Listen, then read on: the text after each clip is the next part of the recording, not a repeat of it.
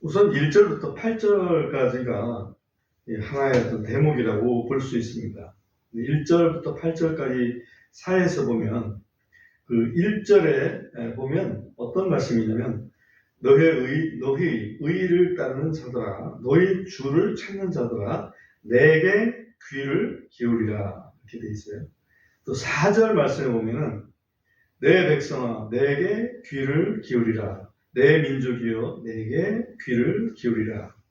또 7절 말씀에 보면 너희 의를 아는 자들아 마음에 내 법이 있는 백성아 내 말에 귀를 기울이라. 여기와 반복해서 1절, 4절, 7절에서 여호와께서 말씀하십니다. 내게 귀를 기울이라. 내 말에 귀를 기울이라. 반복해서 말씀하십니다.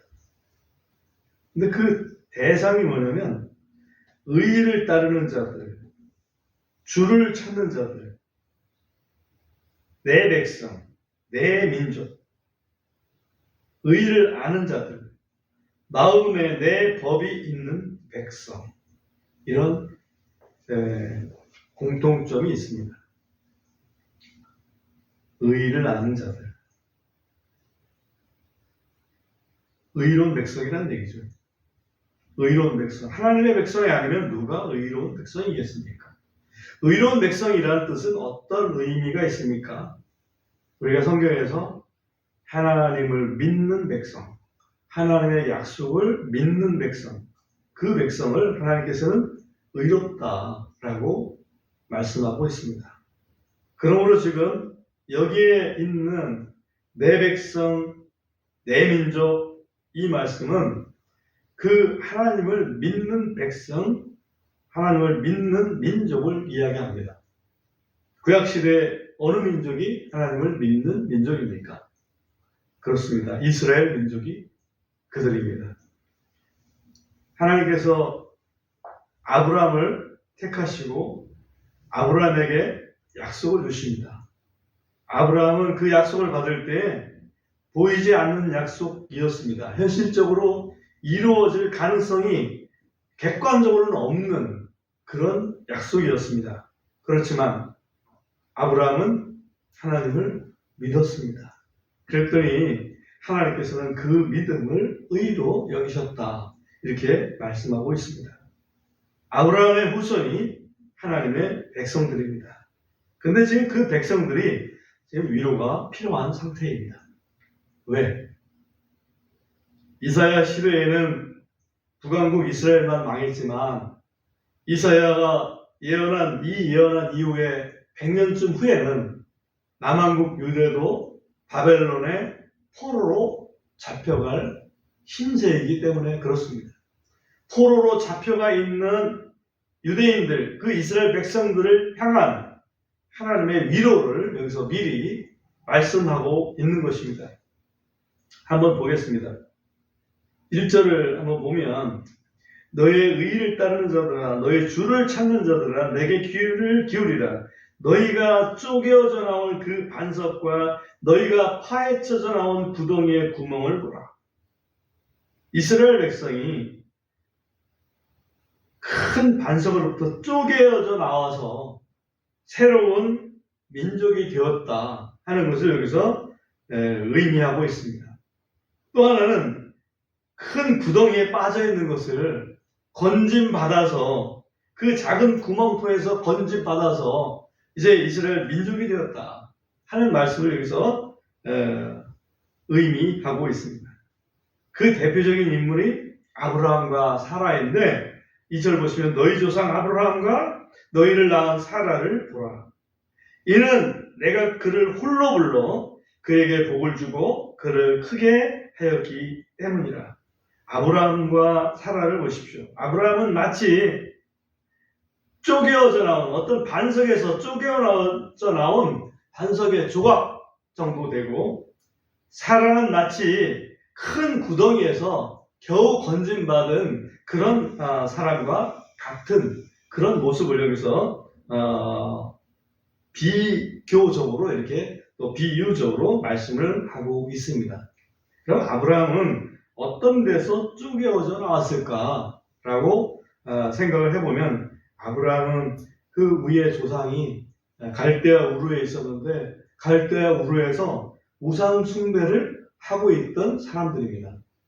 갈대아 우르에서 우상 숭배를 하고 있던 것을 어떻게 알 수 있니? 라고 질문을 한다면 성경이 그렇게 말을 하고 있기 때문에 그렇습니다. 우리 여호수아 24장을 펴서 확인하고 지나가겠습니다. 여호수아 24장 2절을 한번 보십시오. 여호수아 24장 2절을 보면 이렇게 되어 있습니다. 이에 여호수아가 온 백성에게 이르되 주 이스라엘의 하나님이 말하노라. 옛날 너희 조상들 곧 아브라함의 아버지요 나홀의 아버지인 데라가 강 저편에 거하며 다른 신들을 섬겼느니라. 그렇죠? 강 저편에 거하며 다른 신들을 섬겼느니라. 강 저편에서 우상 숭배하던 그 자를 아브라함을 하나님께서 불러내셨던 거죠. 그래서 하나님의 백성으로 삼으셨습니다. 강 저편, 그거를 히브리 말로는 에벨이라고 합니다. 에벨. 왜 에벨이냐? 왜 에벨을 얘기하냐? 히브리라고 하는 그런 단어가 에벨에서 나온 겁니다. 그러므로 히브리 사람이라는 것은 강 저편에 있던 사람이다. 이렇게 이해를 하면 강 저편이 어떤 의미가 있는지, 다시 말하면 강 저편에서 우상 숭배하던 종족이다. 그 종족에서 하나님께서 끄집어내셔서 하나님의 백성 삼아주신 사람들이 아브라함이고 그 아브라함의 후손 이스라엘이다. 오늘날 우리하고 뭔 차이가 있습니까? 그죠? 우리 죄인들을 하나님께서 끄집어내셔서 하나님 자녀 삼아주신 거랑 너무나 똑같지 않습니까? 3절에 보면 이는 주가 시온을 위로할 것이기 때문이라. 그래서 그렇게 만든 민족이기 때문에 우리 하나님께서는 지금 이스라엘 민족이 바벨론에 끌려가서 포로 생활을 할지라도 그들을 위로해 주실 것이다. 그가 그녀의 모든 황폐한 곳을 위로하고 그가 그녀의 광야를 에덴같이 그녀의 사막을 주의 동산같이 만들리니 기쁨과 즐거움이 그 안에서 발견되고 감사함과 노랫가락 소리가 있으리라. 예루살렘 패망하고 나서 그 모습을 여기서 보여준 겁니다. 아주 황폐한 곳이죠. 광야가 됐습니다. 사막과 같습니다. 그렇죠? 근데 그런 곳을 하나님께서 위로하셔서 에덴처럼 주의 동산처럼 기쁨과 즐거움이 넘치는 그런 곳으로 만들어 주시겠다, 변모시켜 주시겠다 하시는 말씀을 여기서 하고 있습니다. 4절 보시면 내 백성 내게 귀를 기울이라, 내 민족이여 내게 귀를 기울이라. 이는 한 법이 내게서 나가겠고 내가 내 공의를 백성의 빛으로 머물게 할 것이기 때문이라. 여기 보면 한 법이 내게서 나가겠고 그렇게 되어 있습니다. 한 법이 내게서 나가겠고. 여기서 영어를 잠시 보면 4절에 한 법이 내게서 나가겠고 그 말씀을 보면 a law shall proceed from me. shall proceed from me. 이게 shall이라고 하는 단어가 나오죠. shall이라고 하는 단어는 will이나 shall은 미래의 일이라는 얘기죠. 아직 안 나간 거예요. 그러니까 여기서 한 법이 내게서 나가겠고 할 때 이 법은 이미 모세를 통해서 나갔던 율법과는 다른 법이라는 걸 알 수 있습니다. 율법과 다른 법이 나오는데 그 법 때문에 사실은 이 하나님께서 이 다른 법을 가지고 이스라엘 백성을 위로해 주시겠다 하는 그 배경이 깔려 있는 것입니다. 어떤 법이 모세 율법과 달리 새롭게 나간 법이 있습니까? 어떤 법이? 로마서에 보면 그 법은 믿음의 법이다라고 되어 있습니다. 다시 말하면 그리스도의 복음, 다시 말하면 하나님의 대속의 은혜를 믿는 믿음의 법이다. 그 믿음의 법으로 말미암아서 의를 입는 것이고 그것이 하나님의 의인이 차별이 없다. 모든 믿는 자에게 이방인이든지 유대인이든지 차별이 없는 그런 법을 내주실 것이다는 얘기를 여기서 하고 계신 거예요. 굉장히 이사야서인데, 그죠? 구약 성경이고 기원전 700년 정도 된 그런 성경인데 여기에 바로 이 믿음의 법, 대속의 은혜의 법을 여기서 언급하고 있다. 5절 보시면 내 의가 가까이 있고 내 구원이 나갔은즉 내 두 팔이 백성을 심판하리니 손들이 나를 기다리고 그들이 내 발을 신뢰하리로다. 손들이라는 것은 이 이스라엘 유대인들을 얘기하는 게 아니고 이방인들을 얘기하는 거죠. 그러니까 온 열방이 하나님을 기다리고 그 구원의 능력을 신뢰한다라는 것을 여기서 알 수 있습니다. 6절 한번 보십시오. 너희의 눈을 하늘들로 들어올리고 아래의 땅을 살펴보라. 이는 하늘들이 연기같이 사라지고 땅은 옷처럼 낡아지며 거기에 거하는 자들은 그와 같이 죽을 것이나 내 구원은 영원히 있겠고 내 의는 폐지되지 아니할 것이기 때문이다. 이 말씀은 심판을 받다 보면 대환란 시대에 심판을 받다 보면 정말 다 하늘과 땅이 다 없어질 것 같잖아요. 근데 하나님께서 그 천년 왕국 시대를 거쳐서 하나님의 구원은 영원히 있고 하나님의 의는 폐지되지 않는 그런 모습을 보여주실 것이다. 그런 것을 여기서 말씀하고 있습니다. 또 7절에 보십시오. 너희 의를 아는 자들아 마음에 내 법이 있는 백성아. 실제로 의인이라 그러면 마음에 성령님이 거하셔야 되는 거죠. 그죠?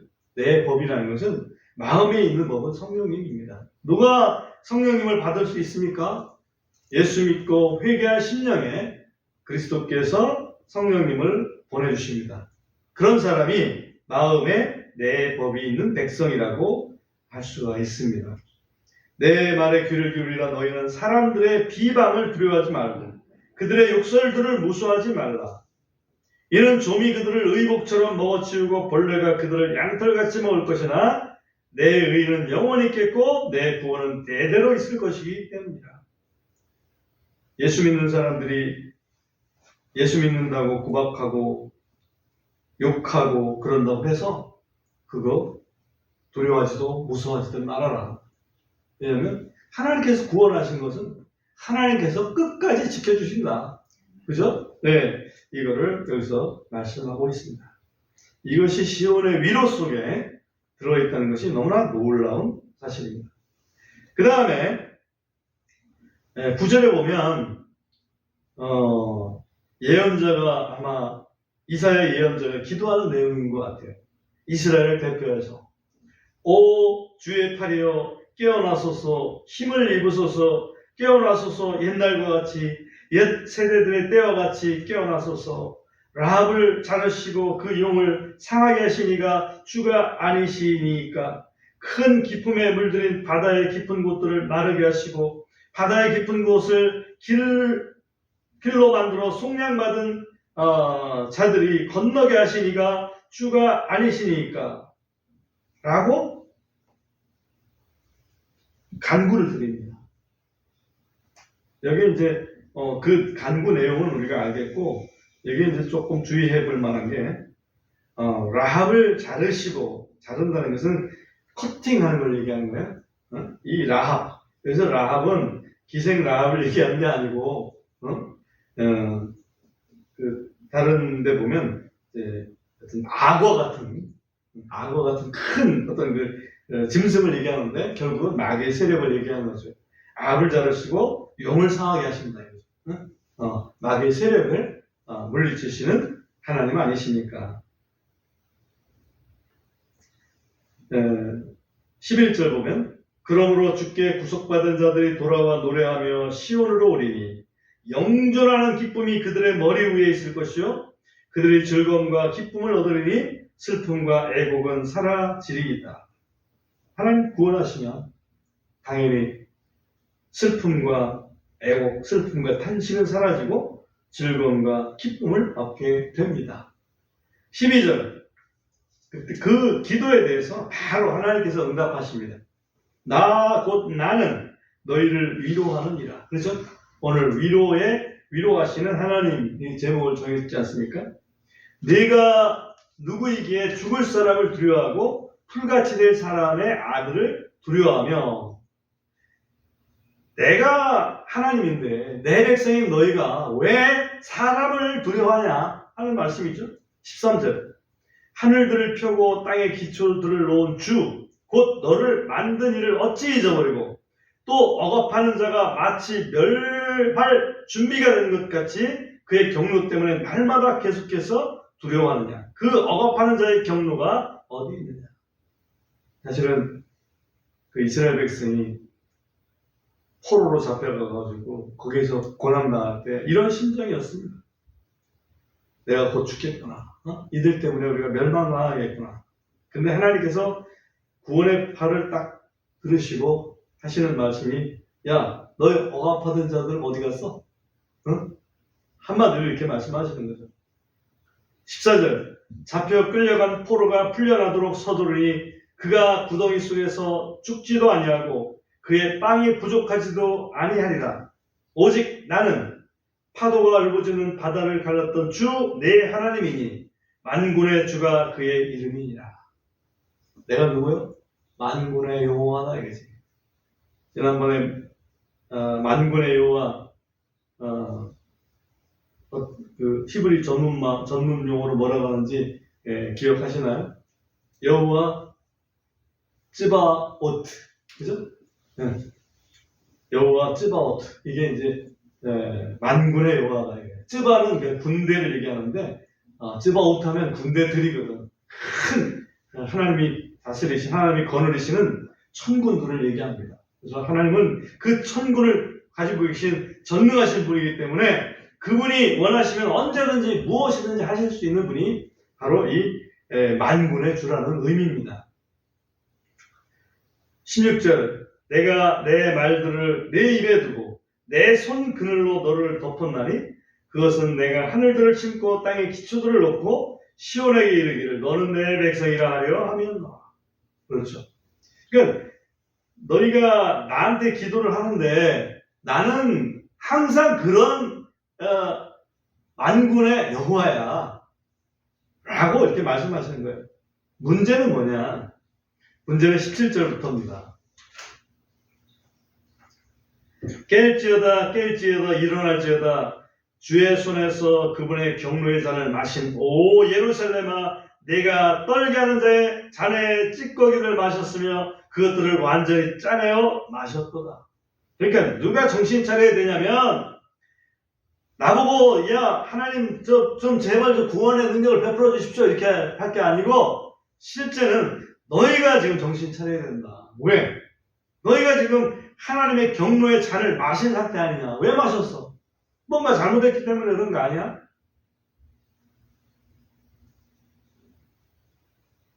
18절 그녀가 낳은 모든 아들들 중에서 그녀를 인도할 자가 아무도 없고 다시 말하면 이스라엘 백성 속에서 정말 이스라엘 백성이 이렇게 패망해 가는데 그 앞에 나서서 오늘날에 예를 들면 어떤 일타 강사처럼 막 나서서 이렇게 나서는 사람이 아무도 없다. 그녀가 기른 모든 아들들 중에서 그녀의 손을 잡아줄 자가 없도다.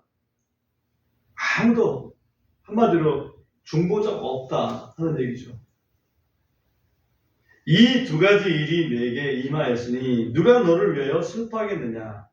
황폐함과 파멸과 굶주림과 칼이니 내가 누구를 통해 너를 위로하랴. 하나님께서 누구를 통해서 위로를 하고 싶은데 그 누가 없는 거예요. 누가. 그 상태가 지금 여기 보면 두 가지 일이 내게 임하였다라고 말씀하시면서 황폐함과 파멸, 굶주림과 칼, 이 네 가지를 말씀하셨는데 사실은 황폐함은 굶주림하고 같은 것이고 파멸은 칼과 같은 것입니다. 그래서 황폐함이라는 것은 하나님께서 보면 굶주림의 기근이지 않습니까? 그러니까 천대지변을 통해서 완전히 예루살렘이 황폐해졌어요. 또 파멸이라는 것은 칼이라는 건 뭡니까? 전쟁이죠. 이 외세의 침입을 때문에 완전히 파멸이 됐습니다. 그 두 가지, 자연재해와 천재지변과 외세의 어떤 침입으로 이 두 가지로 완전히 망했어. 그 망한 상태를 여기서 두 가지라고 얘기를 하고 있는 겁니다. 하나님께서 그들을 위로하고 싶은데 누구를 통해서 할 그 한 사람이 없는 거예요.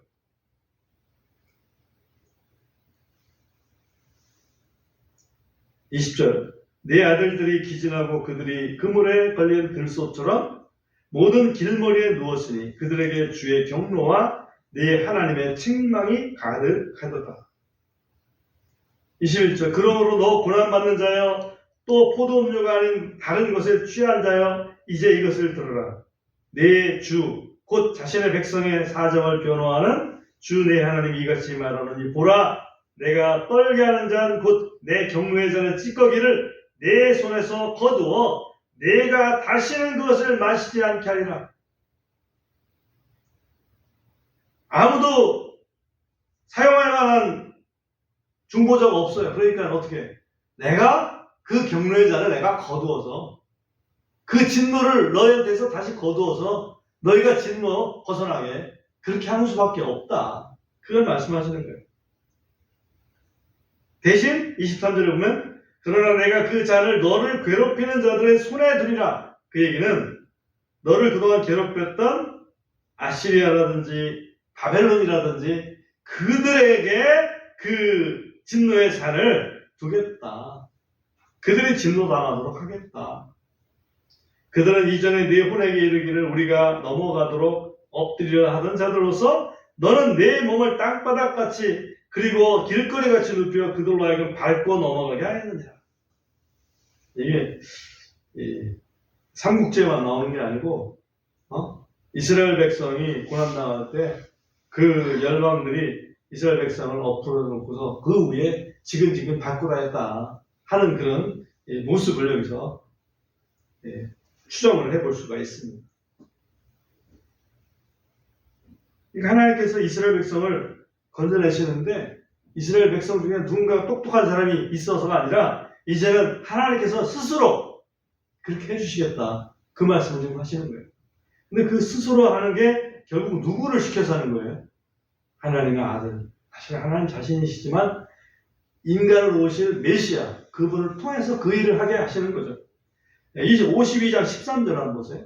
52장 13절 보면 보라 내 종이 지옥게 행할 것인지 그가 높임을 받고 격찬을 받으며 지극히 높여지리라. 내 종이 지혜롭게 행할 것인지 아무도 없어요. 그래서 하나님께서 그리스도를 보내서 그가 행하도록 할 건데 14절을 보면 그의 얼굴이 다른 어떤 사람보다 더 상하였고 그리스도의 얼굴이 상했습니다.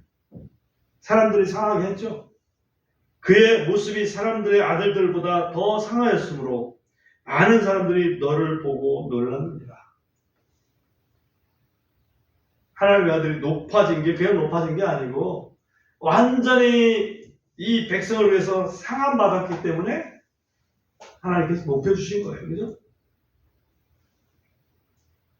15절 그렇게 그가 많은 민족들을 흩뿌릴 것이며 왕들이 그를 보고 자기들의 입을 다물게 되리니 이는 그들이 전에 듣지 못했던 것을 보게 되고 또 그들이 들어보지 못했던 것을 그들이 깊이 생각할 것이기 때문이다. 이게 무엇일까요? 무엇을 보고 전혀 보지도 못하고 듣지도 못했던 그 입이 떡 벌어지는 그런 일, 그걸 우리 그리스도께서 행하신다고 했잖아요. 그리스도를 못 박을 때까지만 해도 그들은 그걸 전혀 알지 못했습니다. 언제 알게 됩니까? 성령 강림하신 후에 알게 되죠. 우리 사도행전 2장 12절 한번 잠깐 봅니다. 사도행전 2장 12절.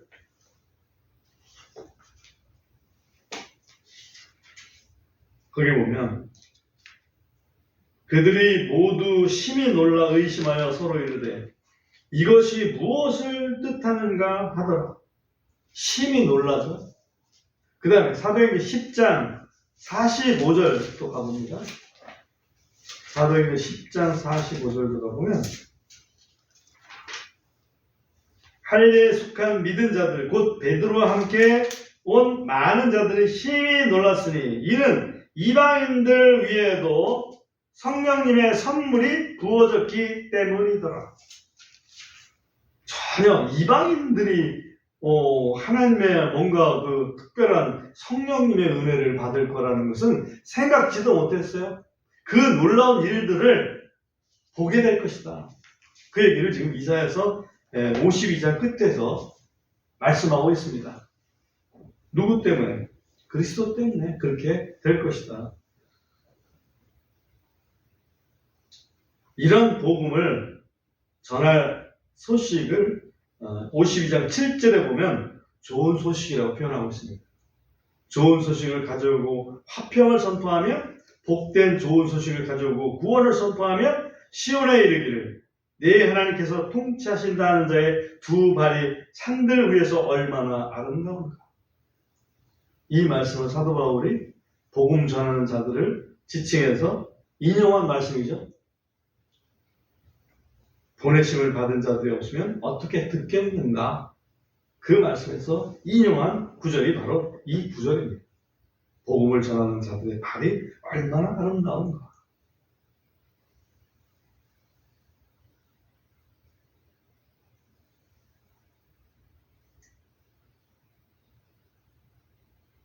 (10절) 보시면 주께서 모든 민족들의 눈에 자신의 거룩한 팔을 드러내셨으니 모든 땅의 끝들이 우리 하나님의 구원을 보리로다.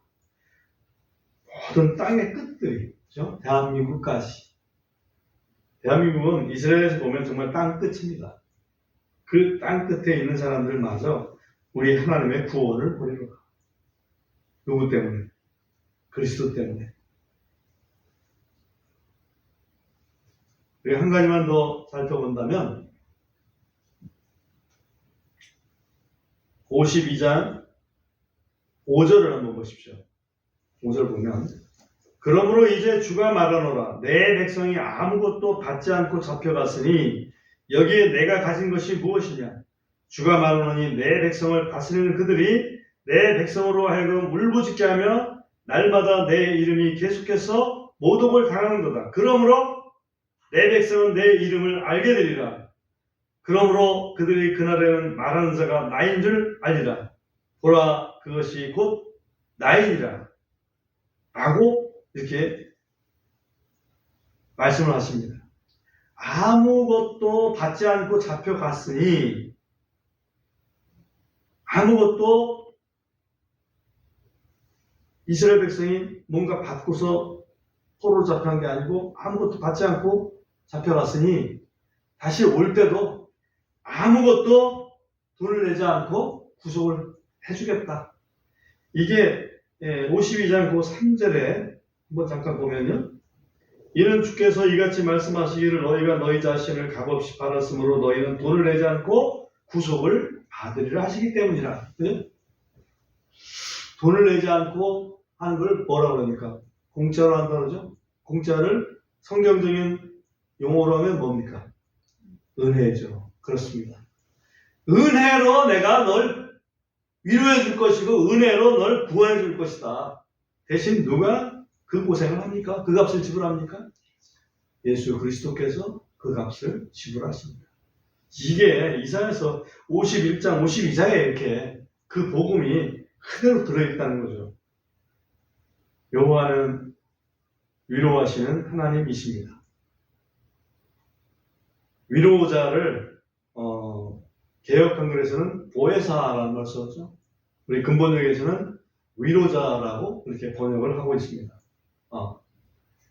그 원어로 보면 곁에서 도와주시는 분 이렇게 이해를 하고 있습니다. 파라클레토스 해가지고 그죠? 그 우리 하나님도 아버지 하나님도 위로자이시죠? 예수님께서 말씀하시길 내가 가면 다른 보혜사를 다른 위로자를 너에게 보내실 것이다. 성령님도 위로자죠. 그러므로 예수님도 위로자라는 얘기죠. 그러니까 하나님은 삼위일체 하나님이신데 삼위 하나님이 전부 다 위로하시는 하나님이에요. 우리를 사랑하시기 때문에 그죠?